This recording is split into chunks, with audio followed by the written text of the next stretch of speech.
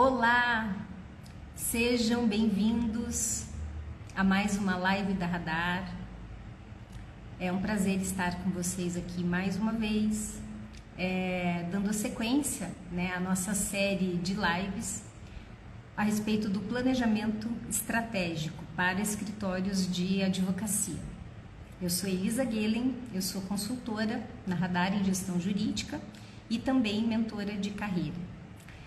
Então, o nosso tema a respeito do planejamento estratégico, hoje nós vamos trazer alguns insights a respeito da gestão societária e plano de remuneração atrelado ao planejamento estratégico do escritório. Por que esse tema? Porque nós temos percebido com muitos escritórios, conversando, enfim, nas nossas consultorias, uma certa apreensão dos escritórios de um modo geral a respeito da própria gestão societária, Então, assim, será que a minha gestão societária está adequada? É certo que nós temos sentido uma grande mudança na forma como nós nos relacionamos dentro do escritório, A forma como a gente tem a nossa equipe, a nossa gestão societária, os meus sócios.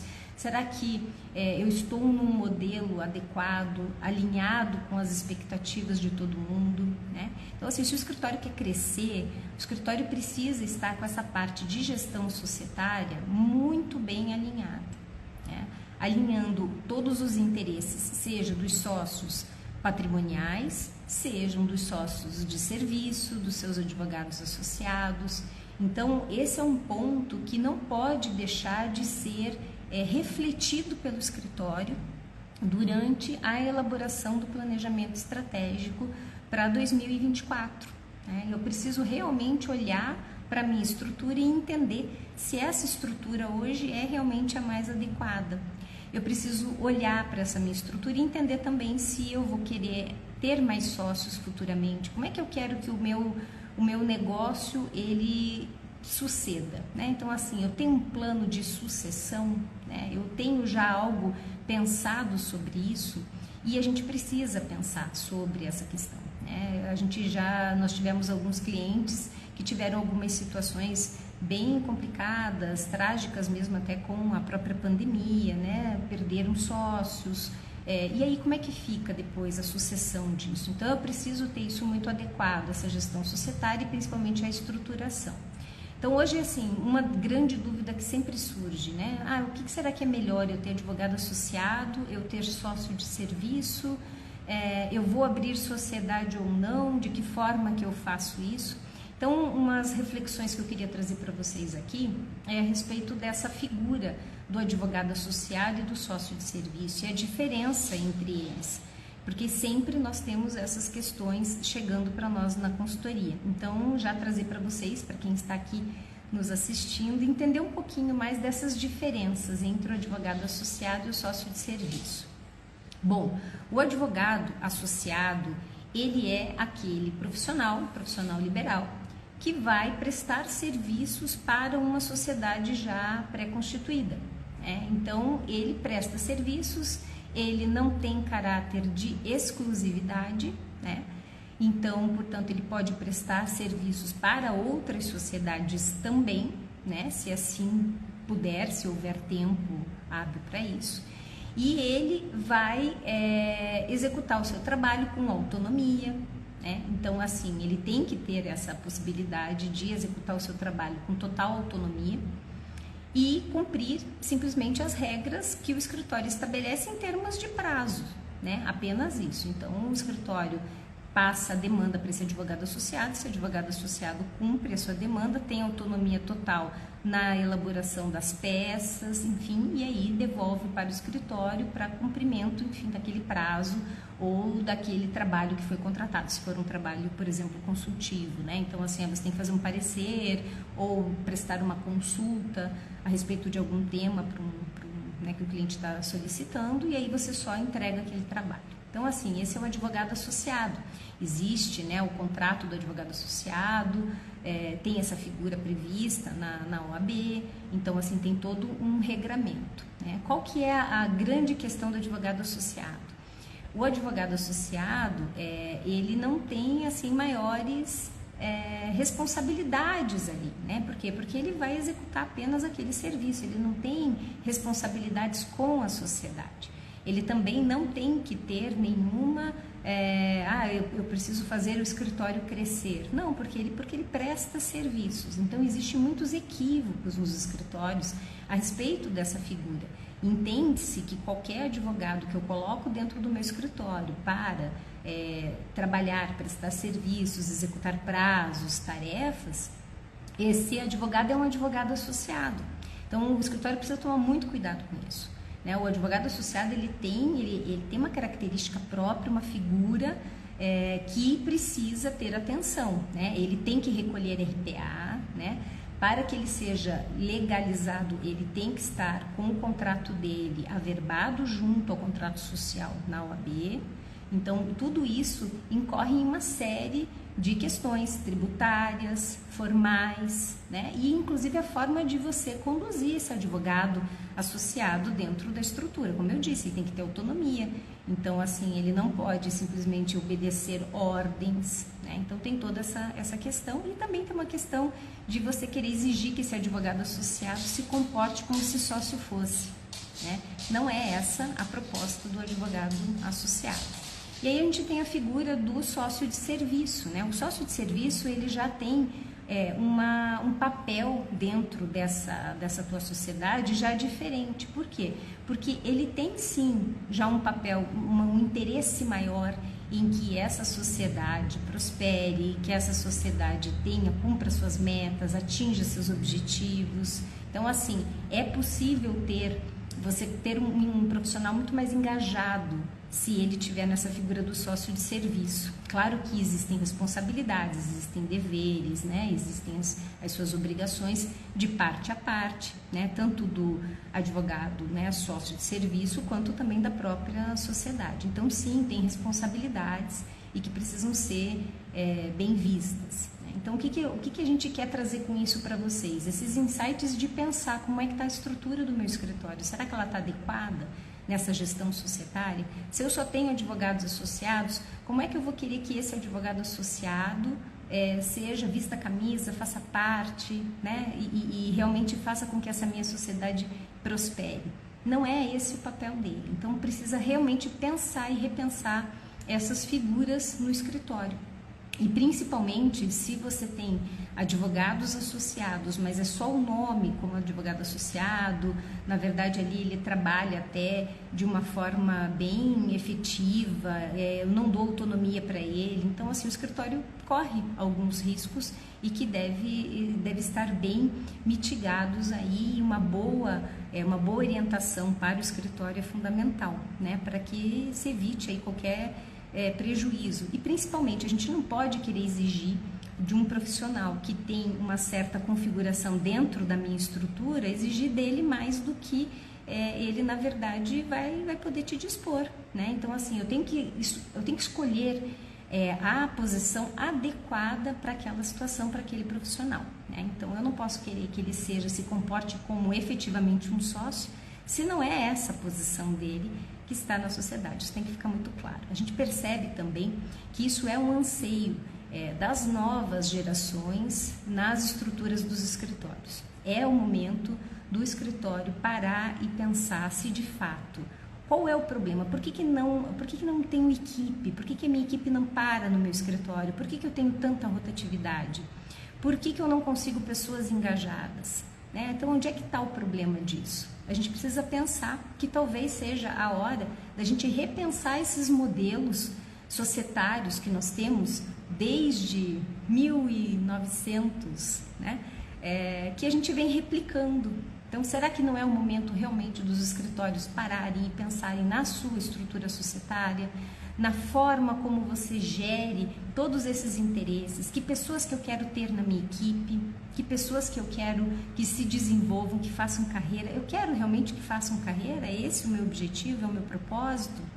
Ou eu só quero ter um escritório que eu quero ter os meus sócios ali patrimoniais e eu quero simplesmente pessoas contratadas para desenvolver o serviço, entregar o serviço, pronto e acabou. Ok, é um formato.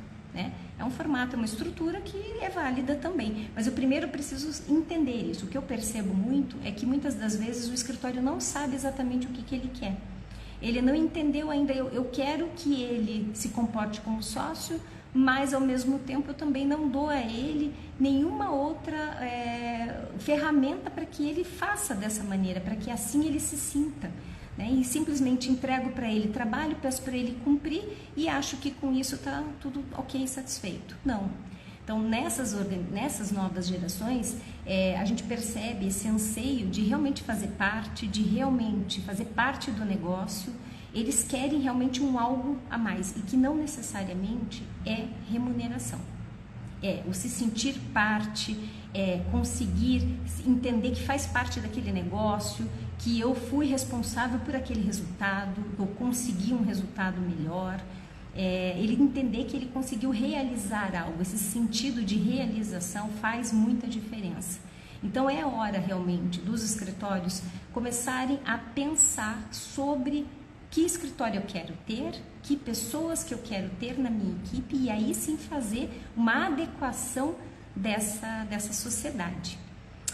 Olá, como criar um plano de remuneração para cada tipo de advogado dentro da sociedade? Exemplo, associado e sócio de serviço. Muito bacana a sua pergunta. Olha só, o plano de remuneração para cada tipo de advogado dentro da sociedade, a gente precisa, primeiro de tudo, fazer uma análise financeira do escritório, tá?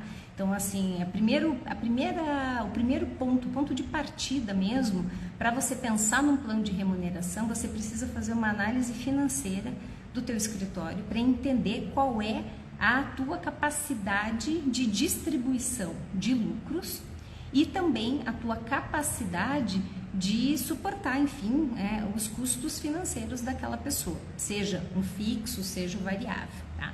Hoje o que a gente acredita muito, a gente percebe que tem funcionado muito nos escritórios, é criar um plano de remuneração atrelado, tendo um fixo e tendo um variável importante. E esse variável atrelado também a metas de faturamento, tá? Não só metas de faturamento, mas também metas para a consecução dos objetivos do planejamento estratégico, eles precisam estar atrelados e por isso que essa live hoje tem essa conotação, né? É essa questão do plano de remuneração atrelado ao planejamento estratégico. Se eu não fizer um planejamento estratégico e eu souber exatamente quais são as metas que eu quero e que eu preciso atingir para conseguir os meus objetivos de 2024, eu não tenho como repassar isso para a equipe. E aí a equipe não sabe por que ela está trabalhando. Então, eu estou trabalhando para quê? Né? Qual é o meu interesse? O que eu vou fazer com isso? Qual é o resultado que eu quero atingir? A gente precisa realmente deixar isso muito claro para a equipe. Então, o plano de remuneração, ele precisa sim conter um valor fixo e um valor variável. Tá? E claro, para cada posição no escritório, eu preciso saber exatamente quem é essa figura e para que ela serve. Então, o advogado associado, vamos imaginar assim, eu quero que o advogado comece na minha estrutura como associado e depois ele se tornar um sócio de serviço seria realmente uma ascensão dentro da sociedade. Tudo bem, é válido também, mas eu preciso entender primeiro que é o seguinte, esse advogado associado é um primeiro estágio dele dentro do escritório em que vocês vão experimentar se vocês realmente têm afexo, se realmente vocês se identificam com o projeto de parte a parte, né? Então aí sim faz um primeiro estágio ele como um advogado associado, você estabelece metas para ele, tanto de faturamento mesmo ou até mesmo de objetivos dentro daquilo que ele está desempenhando, mas aí é dentro do serviço, tá? Então você vai ter que definir metas que tenham realmente correlação com o serviço e também ele pode sim, né? Ele pode ser um advogado associado que possa vir trazer receita para o escritório, ele pode também ser incentivado a isso, né? Ter um comissionamento por indicação de clientes também, isso é válido, tá? Também outra questão que pode ser colocada, o advogado associado, para que ele consiga, por exemplo, resultados melhores na execução do seu trabalho e com isso conseguir um aumento dos honorários de sucumbência, porque esses honorários precisam sim ser repassados para o advogado associado, né? Isso é um ponto bem importante que muitas das vezes não é observado pelos escritórios. Então, você precisa também estar atento com essa questão dos honorários de sucumbência. Então, talvez aqui criar metas em relação ao aumento de honorários de sucumbência, né? Seja pelo bom desempenho do seu trabalho, né? E que também que esse advogado busque isso, né? Quanto mais ele conseguir honorários de sucumbência, valores importantes para o escritório, mais ele vai ganhar, porque ele vai ter um percentual, né, a respeito disso. E quando ele é sócio de serviço, mudam as metas, óbvio, e os objetivos. Por quê? Porque aí o sócio de serviço ele já tem que ter uma... E aí sim eu posso entender que eu, como advogada associada, entrando como advogada associada, claro, tem que ter uma mudança expressiva aí. E aí já para o sócio de serviço, sim, eu preciso distribuir lucros, né? Então, assim, me interessa ser uma sócia de serviço nesse escritório, porque futuramente eu quero também ter participação nos lucros e resultados desse escritório.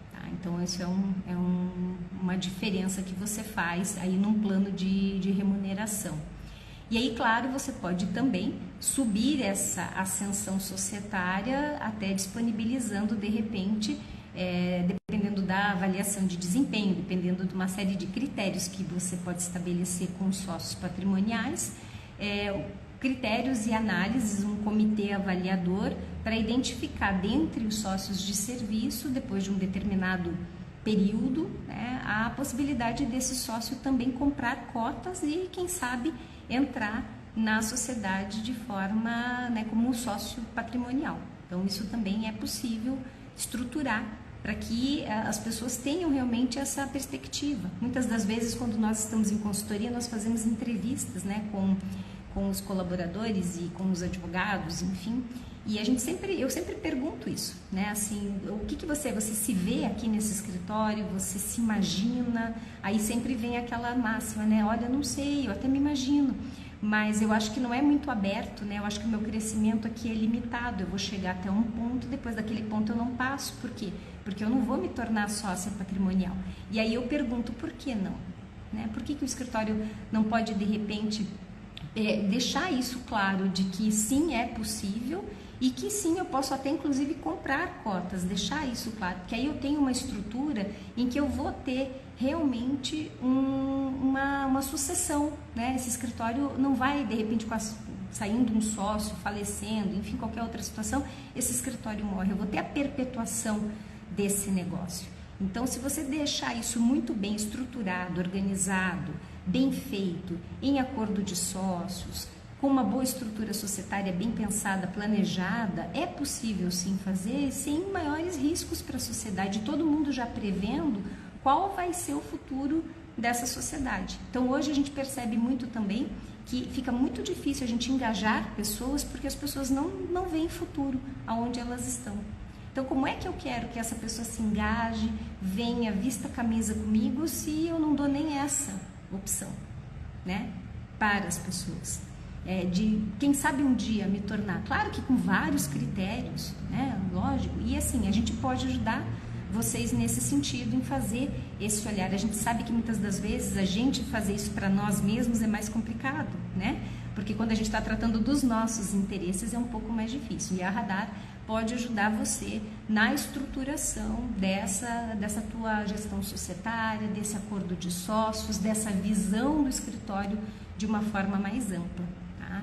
Então, a gente sim pode ajudá-los nesse sentido, até porque a gente tem visto no mercado como um todo alguns movimentos importantes. E esses movimentos, eles estão acontecendo porque os escritórios estão sendo provocados pelos advogados, né, que querem trabalhar sim, querem fazer parte das estruturas, mas não nos moldes em que hoje, infelizmente, a gente ainda tem, né, no nosso mercado jurídico brasileiro. A gente precisa realmente repensar essa nossa estrutura societária, essa forma de trabalhar nos escritórios, porque fica muito difícil a gente conseguir bons profissionais se eu não dou uma perspectiva de futuro, né? Se eu não dou realmente uma perspectiva de ganhos, de desenvolvimento, de uma forma geral, né? Como eu disse, nem tudo é dinheiro. Às vezes eu escuto também que o grande problema de um escritório não é só a parte de remuneração, eles muitas das vezes até estão satisfeitos, mas a organização do escritório está deficitária. Se trabalha demais, tem muito retrabalho, então eles dizem, poxa, mas eu trabalho demais, tem muito retrabalho, parece que eu estou correndo sempre em volta de mim mesmo, e não consigo ver o resultado do meu trabalho, não consigo desempenhar bem, e isso também desmotiva. Isso também desmotiva, e a gente precisa estar atento a isso. Então, assim, é importante fazer um diagnóstico do seu escritório, tá? É importante olhar para o escritório, ver assim, onde é que eu estou pecando, né? Será que é com as pessoas? Será que é com a minha estrutura? Será que é com a minha organização? Tá? Então é importante fazer esse raio-x para entender onde é que está o problema. Às vezes a gente fica mais fácil a gente só dizer as pessoas não querem trabalhar. Essa geração aí, mimimi e tal. Mas de repente eu acho que tudo isso vem para fazer com que realmente a gente precise mudar as estruturas. Quem sabe está na hora realmente da gente fazer uma mudança muito grande para que de fato a gente tenha um negócio mais próspero, um negócio que tenha sustentabilidade com o tempo, que simplesmente eu deixe um legado aí para a sociedade, né? Que o meu escritório de fato perpetue e que eu não fique preso ou então refém de algumas situações, ou muito pior ainda, refém de mim mesmo, né? Eu não cresço, eu não consigo pessoas para fazer o meu escritório crescer, fico preso ali, fico eu trabalhando, depois quando eu vejo, né, chega o tempo que eu tenho que me aposentar e acabou o escritório e morreu tudo ali. Então, eu acho que esse não seria o destino que sócios de escritório gostariam, né? Afinal de contas, a gente luta tanto para construir um escritório, para montar uma estrutura, né? Tanta luta, tanta coisa, para daí depois simplesmente acabar, né? Não ter uma perpetuação, realmente é muito triste. Mas eu acho que esse é um ponto importante aqui que a gente tem que pensar no planejamento estratégico, né? Pensar, refletir, olhar a estrutura que eu tenho, se essa estrutura hoje ela está adequada e será que ela está atendendo aos anseios que eu quero para minha equipe, até porque eu tenha realmente uma equipe, para que eu tenha pessoas engajadas aqui dentro da minha estrutura, tá? Então esse é um ponto importante, a gente pensar na gestão societária, colocar isso no planejamento estratégico como um momento de organizar melhor e entender melhor como é que eu vou alcançar os meus objetivos. Se eu colocar lá um objetivo que eu quero crescer determinada área, como é que eu vou fazer isso? Então, assim, como é que eu vou estimular a minha equipe para fazer isso? E outra, o planejamento estratégico, quando a gente define, né, as nossas metas, enfim, nessas metas eu preciso divulgar isso para a equipe tem que ter isso muito claro. E essas metas eu preciso medir mês a mês, eu preciso fazer uma reunião mensal com essa equipe, mostrar se nós alcançamos, se nós não alcançamos, o quanto alcançamos, o que falta ainda, quais foram as dificuldades, para corrigir essa rota para o próximo mês. Tá? Então é importantíssimo você sentar com a tua equipe e mostrar. Então faz o planejamento estratégico para 2024. Já no início do ano faz uma reunião, divulga esse planejamento, né? As metas, os objetivos, já indica os responsáveis por cada consecução, porque claro que ali a gente já falou sobre isso nas outras lives, né? A gente vai ter ali os responsáveis para cada item e eu preciso deixar isso muito claro para a minha equipe, né? Assim, olha, é isso aqui que a gente quer alcançar. Para fevereiro nós queremos alcançar esses e esses itens, para março esses e esses itens, então vamos trabalhar para alcançar esses objetivos. Então a gente precisa deixar isso claro para a equipe, para que a equipe possa conhecer e também saber para que ela está remando, né? Assim, eu estou remando, mas eu quero chegar aonde, né? Pode ser que eu não chegue, pode ser que eu tenha algumas intercorrências no meio desse caminho, Pode ser que o mar esteja bem agitado, pode ser que o meu remo não esteja muito adequado, então eu tenho que ver o que aconteceu e é o momento de você ajustar. Por isso que nas reuniões mensais é o momento de ajustes, né? Então, assim, eu não consegui esse meu objetivo aqui, não consegui essa meta, por que eu não consegui, o que estava de errado, quais foram as minhas dificuldades, será que eu estava com as ferramentas adequadas, o que será que eu preciso fazer para melhorar e aprimorar para que eu consiga, de fato, alcançar aquela meta. Então, mês a mês, vocês vão fazendo os ajustes e vão conseguindo atingir os objetivos. E se não 100%, a gente chega muito próximo disso, né? Ou às vezes até acontece de alguns escritórios superarem essas metas, enfim, e alcançar muito mais do que aquilo que estava planejado, né? Então, um bom planejamento, ele faz com que isso aconteça. Às vezes a gente se surpreende e consegue até muito mais do que o planejado, quando até a gente fica meio tímido na hora de estabelecer esses objetivos, a gente fica um pouco tímido e de repente quando você vê, você pode até muito mais. E não tenham dúvida, uma equipe bem engajada, ela vai fazer com que você consiga conquistar esses objetivos, tá? Então, espero ter ajudado vocês aí com alguns insights para a gente falar sobre esse assunto. Claro que ele é um assunto muito denso, né? A gente tem muito mais para falar sobre isso. Nós poderíamos ficar aqui 2 horas falando só sobre esse tema, porque ele é realmente bem importante, mas nas nossas lives aqui a gente quer trazer alguns insights só, alguns pensamentos e também para que vocês reflitam sobre, né? Então, trazer realmente pontos importantes para a reflexão de vocês, para que vocês consigam realizar aí um planejamento estratégico sem esquecer de nenhum item importante, tá? Então é isso, pessoal. Tenham aí um ótimo resto de dia, né? Continuem aí atentos com as nossas lives da Radar. Nós fazemos nas quartas-feiras, eventualmente, nesse horário. Temos também as lives na parte da noite, na segunda-feira, com os outros consultores, que também sempre trazem temas interessantes. E a gente fica aqui à disposição de vocês para conversar, enfim, tragam ideias, podem passar para a gente aqui no direct, tá? Para a gente conversar. Aldil Carvalho, tá? Ele pediu ali para entrar. A gente já está encerrando, Aldil, mas se você tiver alguma dúvida, se você quiser conversar qualquer coisa, a gente está à disposição, tá? Pode nos mandar ali um direct e eu respondo para você, a gente conversa, tá?